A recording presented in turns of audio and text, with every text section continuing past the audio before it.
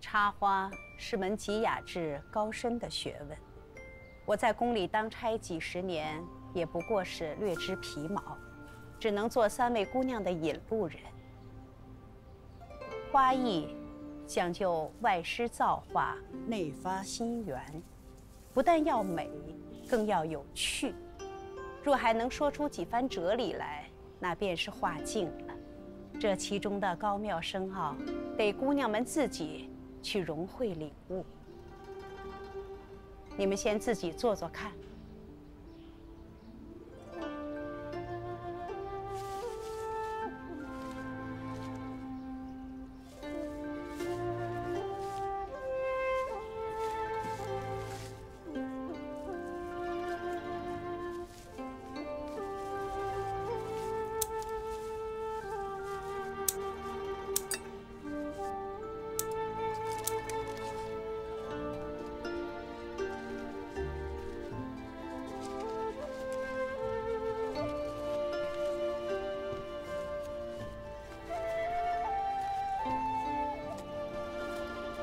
这花型倒是窈窕婀娜，配色欠缺了些，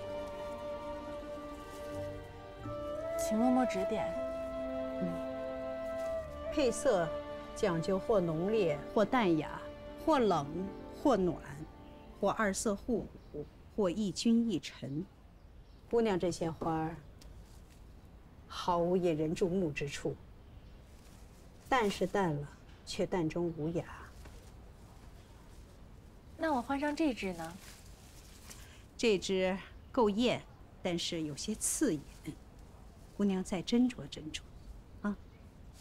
嬷嬷，嬷嬷，要不我换上这几支如何？你这些花已经很偏素了，再换上这绛紫色，岂不是更素更冷了？嬷嬷，嬷嬷，您看这支绯红的怎么样？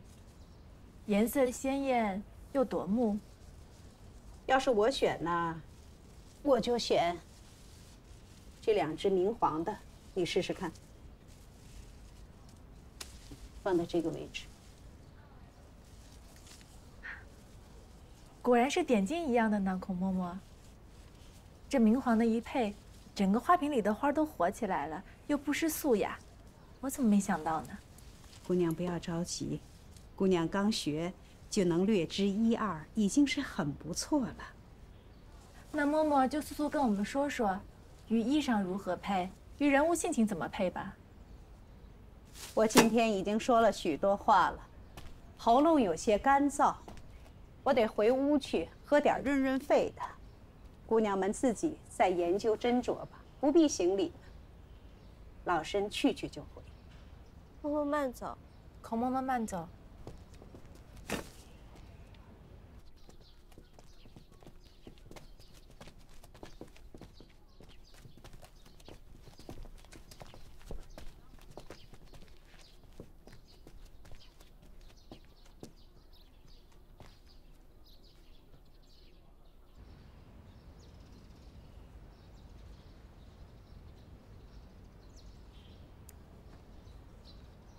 四姐姐，你可真卖力啊！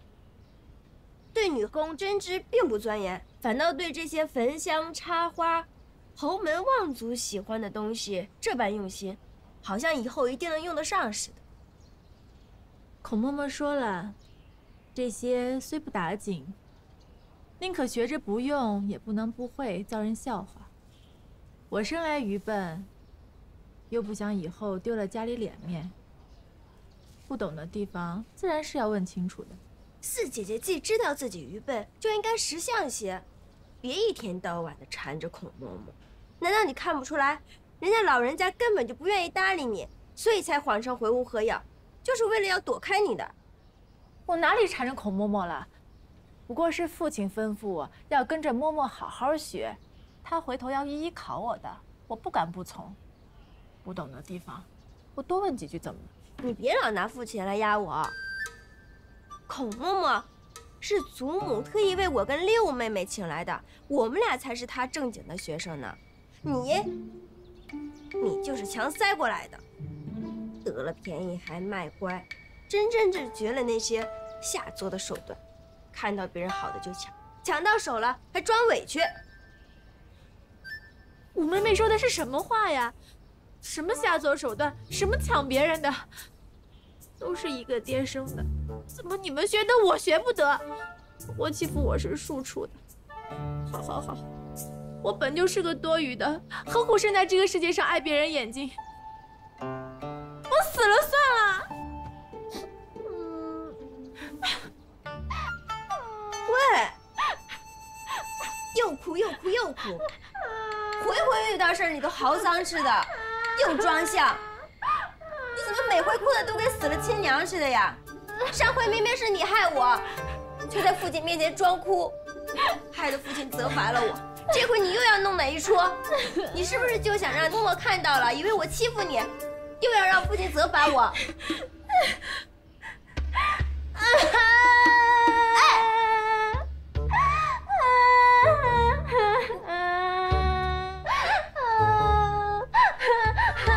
四姐姐，你别哭了。吴姐，你也少说2句，待会儿不让普嬷嬷听到了，以为咱们盛家的女儿没有家教呢。四姐姐，苦嬷嬷又不是一直在咱们家里待着，到了日子她就走了。你是想多学一点呢，还是想少学一点呢？为了斗气，耽误了学习，得不偿失啊。好了，你别劝她了，学与不学有什么要紧？大姐姐嫁的是伯爵府，难不成人人都有这样的福气吗？我劝你还是不要痴心妄想的好。你们不过瞧着我是个庶出的，左一句右一句的拿言语来糟践我。好，我知道我是个多余的，我不活了还行不行？吴姐，四姐，让我一头撞死算了。四姐姐，你们松手呀！快来帮忙呀！让我撞死算了。四姐，别管他，他才舍不得死呢。四姐姐，到底出什么事了？这么晚了还不放客，让姑娘们吃饭。嗨，这4姑娘和5姑娘吵架了，这又哭又闹的。孔嬷嬷啊，正责罚他们抄相约呢，每人50遍，不抄完不准走。各房的下人们都堵在外头，谁也不敢进屋替姑娘们求情。这一次6姑娘又替2个姐姐陪绑了，也是冤枉。要不然老太太去看看。我把人家请来教孙女学规矩，哪能自己先坏了规矩？我这老姊妹最是公道讲理，绝不会冤枉了谁。这样也好，给他们一点教训，他们将来也就少走几步弯路。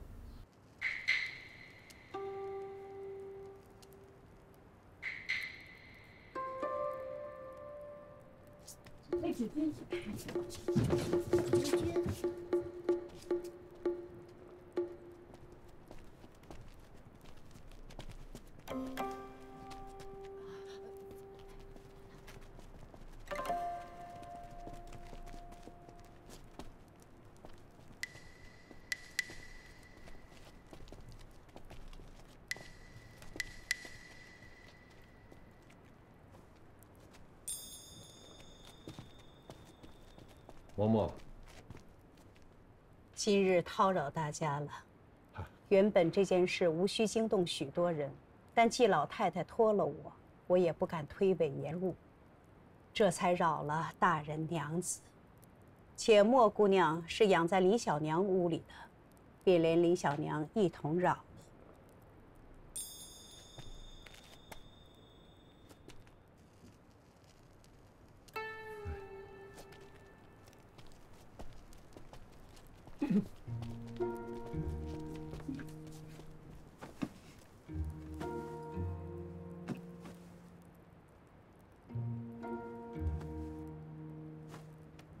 嬷嬷有话请说。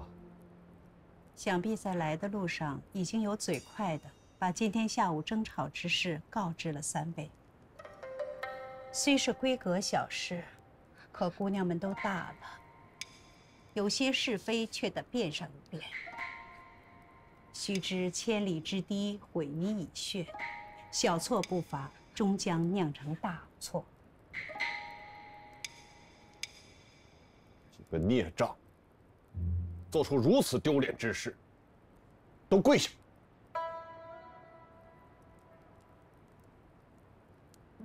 地上凉，别把姑娘们的膝盖冻着了。来人，给姑娘们垫上铺团。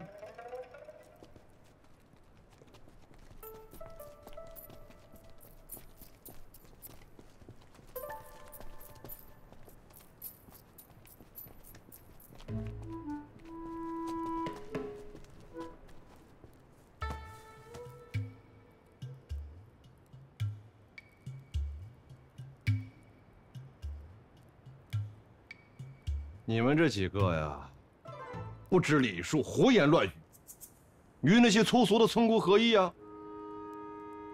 还有什么脸面做我们盛家的后人？还好都是姑娘家，这若是儿子啊，将来难免要争家夺产的，岂不即刻便是兄弟戏强之祸呀？不动家法，不足以惩戒。大人不必动气，一味处罚也不好，得要让姑娘们明白自己到底是错在哪儿了。我身为几个姐的教养嬷嬷，托大些说，也算是半个师傅了，不如让我去问问他。嬷嬷，您的涵养学问都是一流的，当初便是宫里的贵人，您也是问得训得，何况这几个孽障呢？嬷嬷但问无妨。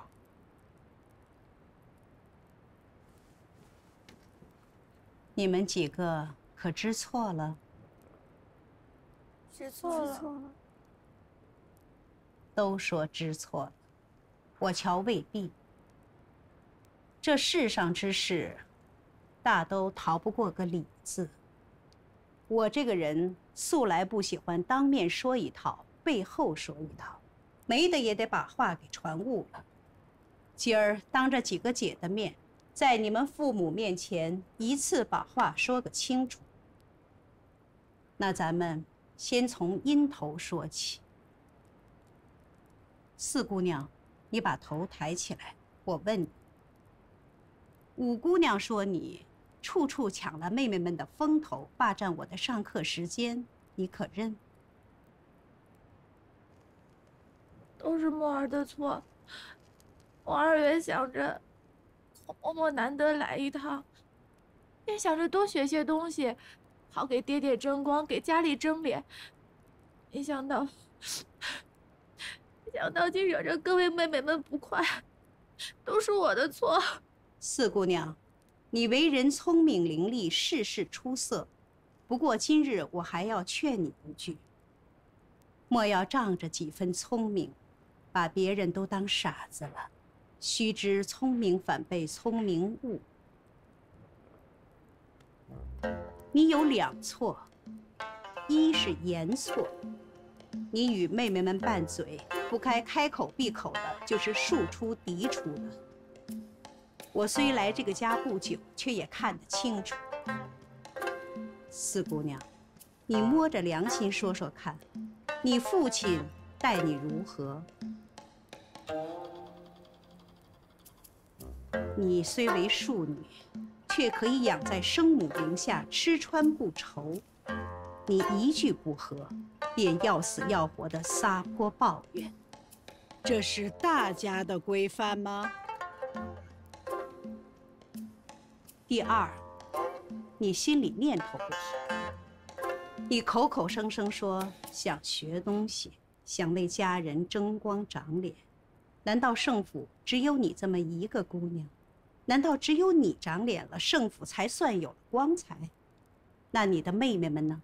她们就不需要学东西，不需要长脸？四姑娘，我知道你素来拔尖儿，可个人有个人的缘法。今日之事，看似五姑娘挑的头，实则与你大有干系。这10几日来，你处处争强好胜，事事抢头，一有不如意，便哭天抹泪的怨怪自己是宿主。你这般作为，可念半点姊妹情分，念半丝父亲恩情？爹爹，我没有。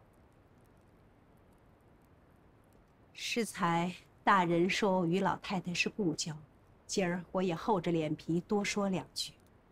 儿女众多的人家，父母最要一碗水端平，方能家宅宁静。虽说姊妹之间应该互相谦让，可也得是这个让，或者是那个让，总不能让一头让。日子久了，父女姊妹之间难免生出嫌隙来。盛大人，您说是不是？嬷嬷说的是。今日五姑娘可是真威风。原本姊妹拌嘴是常有的事，你气哭了姐姐，还火上浇油，口无遮拦的专戳人的心窝肺管子。要知祸从口出，你的脾气必须要改一改，否则将来会惹大祸的。照我看，你应当比姐妹们罚得更重才是。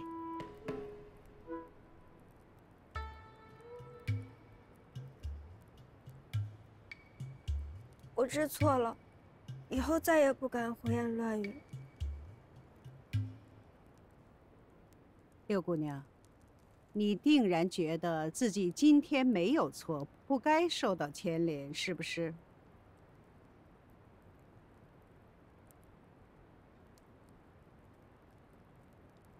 那我今日告诉你一个道理：一家子的兄弟姐妹，同气连枝，共荣共损。日后你若荣耀了，全家都荣耀；你若丢了人，全家都跟着丢了人，没一个跑的。今日你虽然没有错，但你的姐姐们都错了，你没错也错。待会儿我要一同罚你，你可服气？嬷嬷，明儿到底是没有做错什么，况他又是年纪最小啊，身子又弱，不如训斥他几句就算了。他平日里啊是最懂事听话的，日后定会牢记的。不成，今儿若单饶了他，岂非助长了哥儿姐置身事外的风气？日后若手足有事，他们都隔岸观火了，如何办？非罚不可。罚。今儿明姑娘这顿板子，就是让几个姐妹们知道，什么是一家人。嬷嬷说的是，我该打。你们姊妹们争吵，平日里为了一点小事就大吵大闹，跟那些缺吃少穿的小家子里头争果子吃、争衣服穿有什么两样？须知，一个家族要繁盛，必得兄弟姐妹齐心协力才是。往往许多大家族都是从里头败起来的，望姑娘们深见。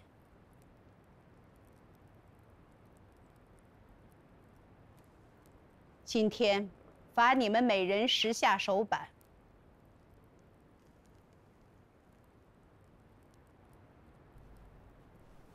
嬷嬷请慢。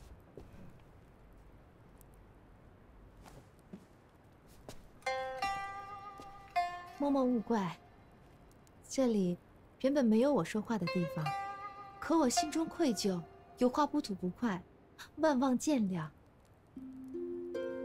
今日之事说到底都是由沫儿不懂事引出来的，说出来她才是因头，尤其是六姑娘，小小年纪就要被拖累挨打，我这心里实在是过意不去。不如六姑娘那10下手板就由沫儿替了吧。林小娘此话差矣，我将姑娘们一起罚了，原就是为了弥补姊妹间的情分。她们今日一同挨了打，日后便可接过重来。若是厚此薄彼，岂不更生嫌隙？林小娘用心很好，却欠些道统。啊，是。嬷嬷说的是妾身无知了。可今日，连累姐几个都挨了打，我这心里实在是过意不去。都怪我，没有教养好墨儿。不如嬷嬷连同我一起罚了吧，也好略略补过。又来这一套。看来林小娘是得好好学学规矩了，越说越不得体。小娘说，因自己没有教好墨姐，是以当罚。那如姐是大娘子教养的，明姑娘更是老太太身边的，是不是要将大娘子和老太太一起罚了才是？至于我这个教养嬷嬷，更是难辞其咎。你可是这个意思？不，我不是这个意思。林小娘，我今儿也要说你一句：人贵在自知，你却有两不知。你自晓自己是什么身份，我在与大人和娘子谈话的时候，你贸贸然的插嘴，应当不应当？好在我与老太太是故交，若是换了旁人，岂不是让外人笑话，胜负没了规矩？第二知，你是一再知错犯错，你先说自己不该开口，可你偏又开了口。你口口声声说自己无知，既知自己无知，为何还要随意插嘴姑娘们的教养之事？你是明明什么都知道，却又什么都犯了，岂非是知法犯法，罪加一等？莫非是仗着自己养了几个哥儿姐的，自认高出众人一筹不成？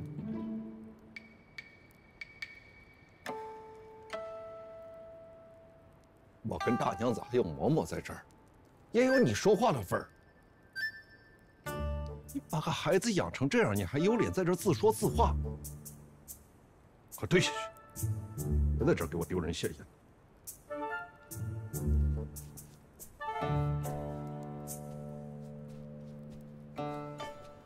今儿罚你们每人10下手板，回去后把50遍相约都抄好了。明日谁没抄完，就不要来见我。今日受罚之事不可外传，要保全姑娘们的名声。去吧。是。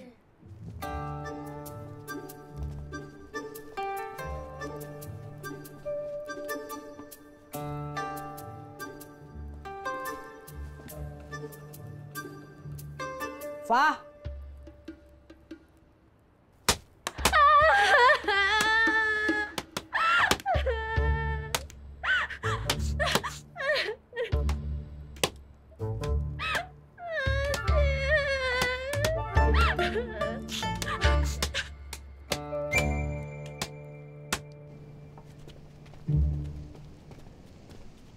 书盒子拿上了吗？我都拿着呢，不能放心吧？感情刚才没打疼你啊，还惦记着东西。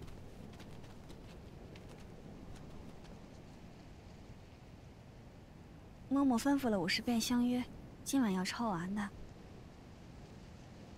那么厚一本，怎么能抄得完呢？但尽人事吧，能多写1个字，也比少写1个字好。孔嬷嬷方才打了你，你不气派，还上赶着找罪受。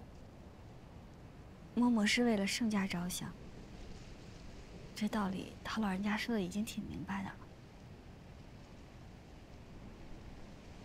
手伸出来，我看。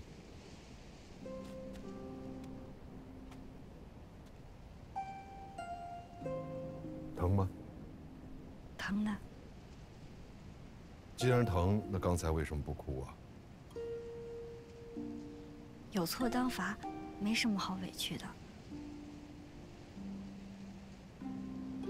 好孩子，你真是个好孩子。方才孔嬷嬷一句话点醒了我，无论是治家还是教子，都应该一碗水端平。以后有什么委屈，尽管告诉我，为父替你做主。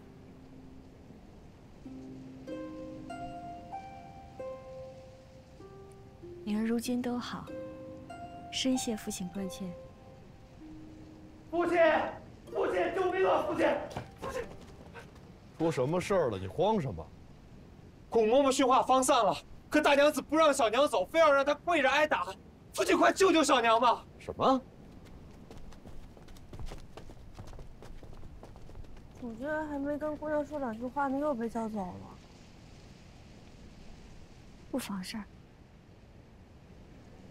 我需要的时候已经过了。姑娘，老太太请姑娘快过去看看。好，我放了东西，换身衣裳就过去。使不得，使不得！大娘子这是要做什么呀？难不成是要滥用私刑吗？错的都是墨儿，你凭什么罚我小娘？笑话！为妾本是奴婢，是我与主君开恩才让你养在他屋里的。如今他管教不严，目无家主，在全家面前丢了好大的人，我这做主母的怎么打得？给我打！老太太，不，大娘子使不得。做什么？别哭了。林氏有错，你何必当着孩子的面打？官人忘了嬷嬷的话了吗？大家族都是从里边开始败的呀。治家不严，教子无方，那可是后患无穷。都是因为官人偏心放纵，才落得今天这个地步。他为奴，我为主，管教不易，还需要挑地方。大娘子说，我母子三人是因父亲的放纵，就是说父亲也有错。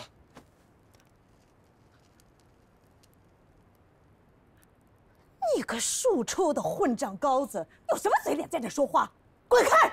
打！使不得，使不得，使不得！大娘子开恩！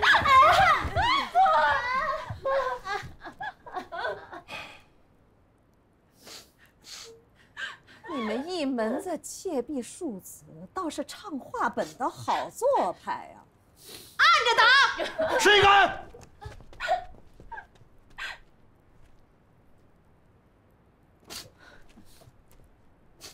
我这都可是为了盛家。你是为了自己出口气，撒个泼。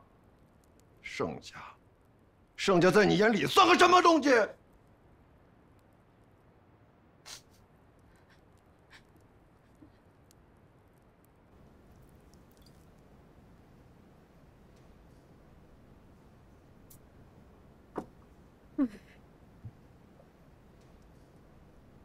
祖母，孔嬷嬷真是令人佩服。哟，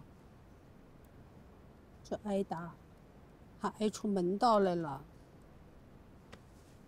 他知道我们几个犯了错，并没有急着发难，而是由着四姐姐和五姐姐明争暗斗，直到今日火烧起来了，他才站出来主持公道，抓住错处，狠狠责罚。这就让你佩服啦，那你可得好好学学哦。这种水磨忍耐的功夫不是人人都会的，像大娘子这辈子也没能做到。孔嬷嬷最可贵的，她就是早早备好了下跪的蒲团、大手掌的戒尺，就连打完手掌之后要敷的冰帕子也拿上来了，哪怕父亲在场，想要袒护求情也没有余地。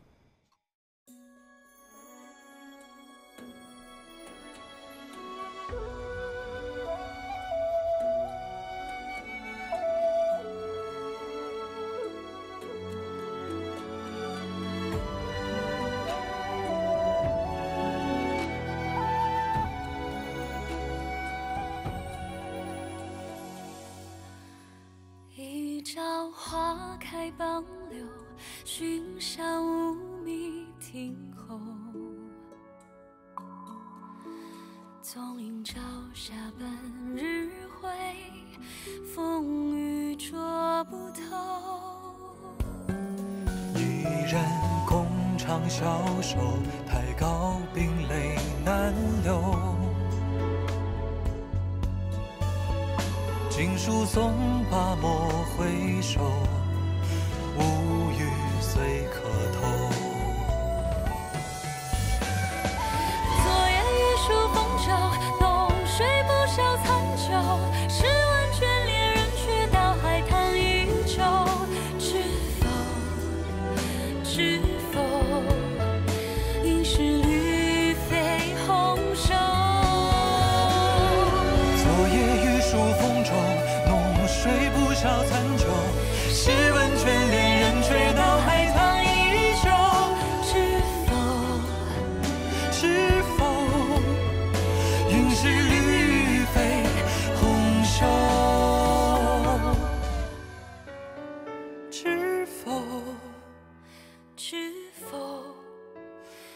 是绿。